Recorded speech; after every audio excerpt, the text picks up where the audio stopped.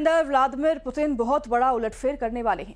Ukraine में युद्ध विराम को लेकर ट्रंप ने ऐसा ऐलान कर दिया है जिससे कि जेलेंस्की को बहुत बड़ा झटका लग सकता है। खबर यह है कि ट्रंप ने बातचीत से पहले ही पुतिन को यूक्रेन का 50% इलाका तोहफे में दे दिया है।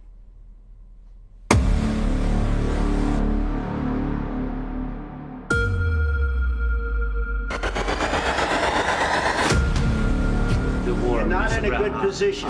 You don't have the cards right now.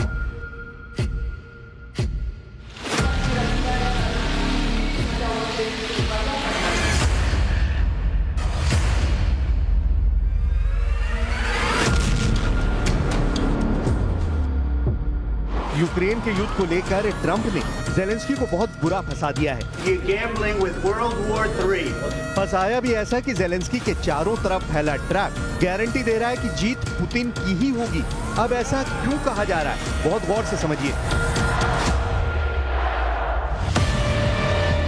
Donald Trump ने कहा है कि कुछ जमीन जेलेंस्की को पुतिन को देनी होगी और पुतिन को भी कुछ जमीन जेलेंस्की को देनी होगी, यानी दोनों तरफ से जमीन का लेन देन होगा और इसी डील के तहत युद्ध विराम पर बात हो रही है। लेकिन बड़ा सवाल है कि जिस जमीन को लेकर डील हो रही है वो जमीन किसकी है।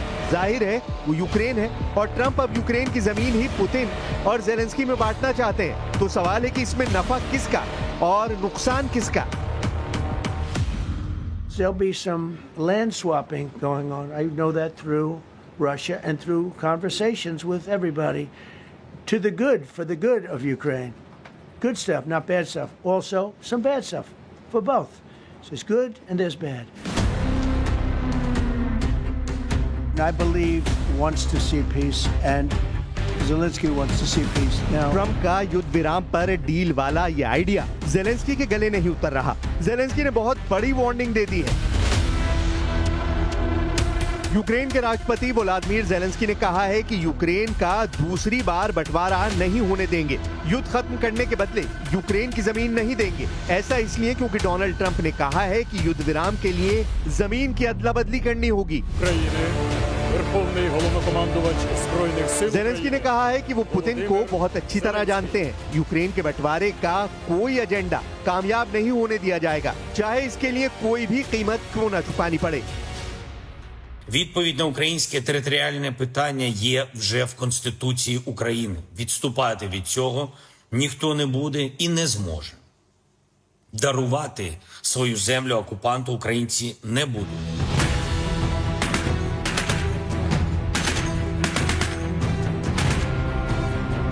जेलेंस्की को हिम्मत खार्किव के फ्रंट पर तैनात दीदी ने दी है।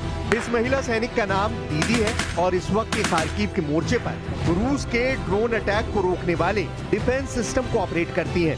यूक्रेन की सैनिक दीदी 2 बच्चों की मां है। दीदी का कहना है कि ये जमीन उनकी है, वो इसे कभी दुश्मन के हवाले नहीं करेंगी।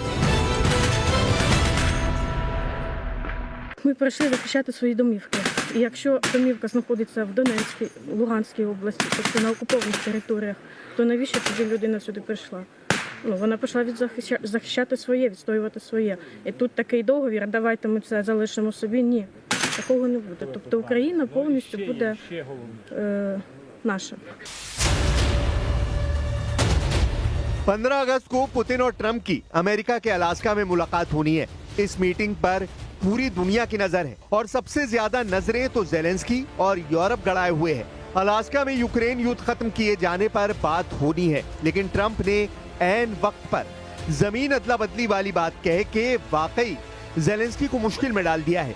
यूक्रेन में बमबारी रुके, फौज अपने बैरक में वापस लौटे और इसके लिए ज्यादातर शर्तें ऐसी हैं जिसमें यूक्रेन बहुत बड़े नुकसान में नजर आ रहा है। वो इसलिए क्योंकि पूर्वी यूक्रेन के बड़े हिस्से, जिसे डॉनबास कहा जाता है, वहाँ रूस की फौज का बहुत ही मजबूत कब्जा है।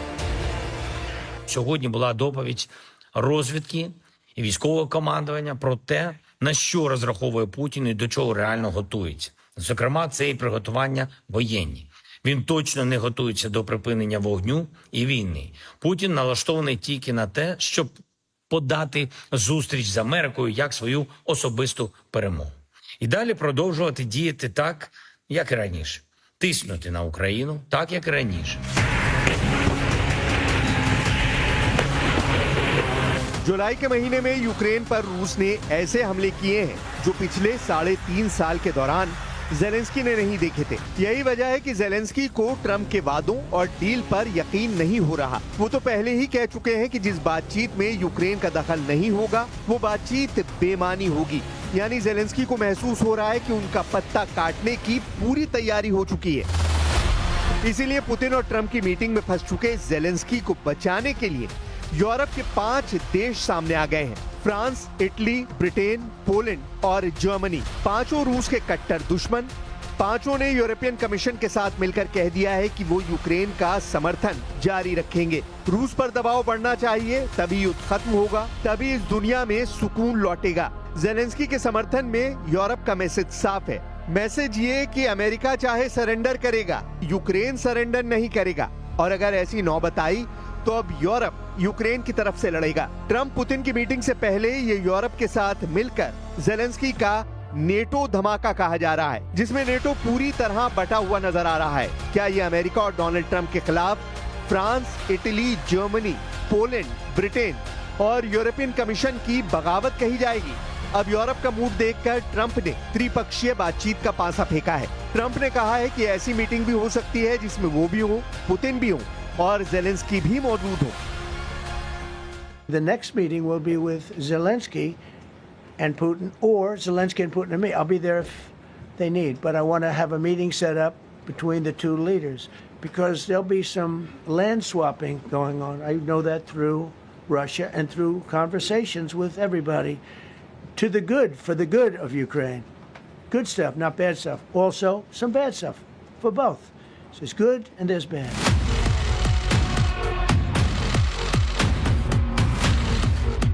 खबर है कि अलास्का की मीटिंग में पुतिन वादा कर सकते हैं कि वो यूक्रेन पर हवाई हमला नहीं करेंगे। रूस ने मई 2025 के बाद से यूक्रेन पर सबसे भारी हवाई हमले किए हैं। इनमें यूक्रेन की राजधानी कीव में ही 72 लोगों की जान गई है। पुतिन के हमलों को देखकर ट्रंप के भी होश उड़ गए और उन्होंने ये भी कहा है कि पुतिन के सिर पर खून सवार है। खौलते हुए यूक्रेन में अभी कितना बारूद है, इसका फैसला ट्रंप करेंगे। ये बात वो बार बार बता रहे हैं। यूक्रेन में युद्ध विराम वाली कोशिश में दखल देकर ट्रंप ने बता दिया है कि मोहर उन्हीं की लगेगी और ज़ेलेंस्की को एहसास हो गया है कि ट्रंप की मोहर से फायदा सिर्फ पुतिन को होगा, क्योंकि जिस जमीन के लिए डील होगी वो तो यूक्रेन की ही है। इन सब के बीच ज़ेलेंस्की को पुतिन की नीयत पर शक पहले से था, जिसे वो अब और पुख्ता बता रहे हैं। Немає жодної ознаки, що росіяни отримали сигнали готуватись до післявоєнної ситуації. Поки що немає. Навпаки, вони переміщують свої війська та сили таким чином, щоб розпочати нові наступальні операції. Якщо хтось готується до миру, він цього не робить. Ми продовжуємо інформувати наших партнерів про реальну ситуацію на полі бою, в дипломатії. रूस का दावा है कि उसने पूर्वी यूक्रेन के डोनेस्क में एक बड़े इलाके पर कब्जा कर लिया है, जबकि यूक्रेन का दावा है कि उसने डोनेस्क में रूस के सभी हमलों को नाकाम कर दिया है। पुतिन के टारगेट पर पश्चिमी यूक्रेन की तरफ 4 बड़े सेंटर हैं। पहला है खार्किव, दूसरा है सूमे, तीसरा है डोनेस्क और चौथा है निप्रो नदी के किनारे पर ज़ैपोरिज़िया। इन चारों शहरों के आसपास बहुत बड़ी जंग चल रही है और ज़ेलेंस्की जानते हैं कि अगर इनमें से एक भी मोर्चे पर वो हारे तो पुतिन के कब्जे में 50% यूक्रेन आने में बिल्कुल देर नहीं लगेगी। रूस की फौज आर्टिलरी का इस्तेमाल बहुत ज्यादा कर रही है। लंबी दूरी तक मार करने वाले रॉकेट दागे जा रहे हैं। साथ में ड्रोन ऑपरेशन भी तेज कर दिए गए हैं। इन सबके टारगेट पर यूक्रेन के फौजी ठिकाने हैं, जिनको हाल में नेटो की मदद के बाद मजबूती मिली है। इसीलिए यूक्रेन ने रूस के निज़नी नोवगोरोद में पुतिन के हथियार बनाने वाली एक फैक्ट्री को लंबी दूरी के ड्रोन से निशाना बनाया है। निज़नी नोवगोरोद मॉस्को से 400 किलोमीटर पूर्व में है और यूक्रेन से इसकी दूरी 1000 किलोमीटर से भी ज्यादा है। यहाँ पर ज़ेलेंस्की के ड्रोन ने उस फैक्ट्री को टारगेट करने का दावा किया है, जिसमें क्रूज मिसाइल के पार्ट बनाए जाते हैं। यूक्रेन के युद्ध को रोकने की ट्रंप ने कोशिश जरूर की है, लेकिन ऐन वक्त पर ज़ेलेंस्की के ऐसे हमलों ने पुतिन का मूड बिगाड़ दिया है और फिर रूस की तरफ से यूक्रेन को ऐसी सजा मिली है जिसे रोकना नेटो के बस की बात भी नहीं है। सवाल है कि क्या इस बार अलास्का में होने वाली बैठक से पहले यूक्रेन कोई ऐसा ऑपरेशन कर सकता है जिससे पुतिन और ट्रंप की बैठक शुरू होने से पहले ही फेल हो जाए। ज़ेलेंस्की का दावा है कि 24 घंटे के अंदर ही 137 मोर्चों पर आमने सामने का खतरनाक युद्ध हुआ है और यूक्रेन अपनी 1 इंच जमीन को लेकर भी समझौता नहीं करेगा, चाहे जो भी हो जाए। इसमें कोई शक नहीं कि युद्ध बहुत ही खतरनाक चल रहा है। रूस का दबदबा कई इलाकों में ज्यादा है, लेकिन नेटो और अमेरिका की मदद ने ज़ेलेंस्की के हथियार गोदाम फिर से भर दिए हैं। ये बात पुतिन भी जानते हैं, लेकिन पुतिन को टेबल पर लाने में ट्रंप कामयाब हुए हैं। अब अलास्का में होने वाली बैठक यूरोप का भी भविष्य तय करने वाली है। दोबारा राष्ट्रपति बनने के बाद ट्रंप और पुतिन के बीच अब तक 4 बार फोन पर बात हुई है। 12 फरवरी 2025 को ट्रंप और पुतिन के बीच यूक्रेन के मुद्दे पर बात हुई। 18 मार्च 2025 दोनों नेताओं के बीच फिर यूक्रेन पर बात हुई, युद्ध विराम का जिक्र हुआ।